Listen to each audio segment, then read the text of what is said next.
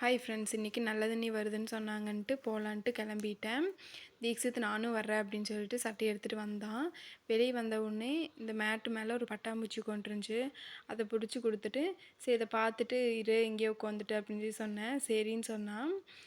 நான் வீடியோ எடுக்கலான்னு சொல்லிவிட்டு அதை சரி விடு பார்க்கல, அது எங்கேயும் போகாதுன்னு அது ஓடிடுச்சு. பிடிச்சானா அது பிடிக்க முடியல, அது ஓடிடுச்சு.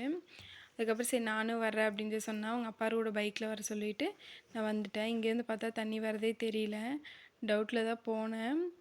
அப்புறம் அங்கே போனது தண்ணி வந்துச்சு. இன்றைக்கி தண்ணி வந்தது பரவாயில்ல. எங்கள் வீட்டில் இருந்த நல்ல தண்ணி காலியாகிடுச்சு. இன்றைக்கி தண்ணி வரலைன்னா நைட்டுக்கு உப்பு தண்ணி தான் பிடிச்சி வச்சுருக்கணும். தண்ணி வந்துருச்சு. அதுக்கப்புறம் பிடிச்சி வச்சேன். அவங்க அப்பார் தண்ணி எடுத்துகிட்டு போயிட்டு இருந்தார். தீக்ஷித் கூட கண்ணுக்குட்டி ஒன்று கட்டியிருந்தாங்க, அதை பார்த்துட்டு நின்றுருந்தான்.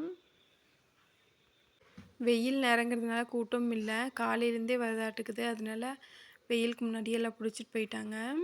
இனி சாயங்காலம் ஆச்சுன்னா கூட்டம் வந்துடு. அதனால் நான் வெயில்னு பார்க்காம தண்ணி எடுக்க வந்துட்டோம்.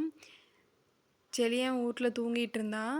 அவங்க அப்பா குடம் வைக்க போன கேப்பில் அவனையும் எந்திரிச்சிட்டானாமா. 2வது ரவுண்டு வரையில் அவனையும் கூட்டிகிட்டு வந்துட்டார். 2 பேரும் இங்கே நின்று மாட்டை பார்த்துட்டு இருந்தாங்க. ஒவ்வொரு நாளைக்கு தண்ணி கம்மியாக வரும். இன்றைக்கி கொஞ்சம் ஸ்பீடாக வரனாட்டி சீக்கிரம் பிடிச்சிட்டோம்.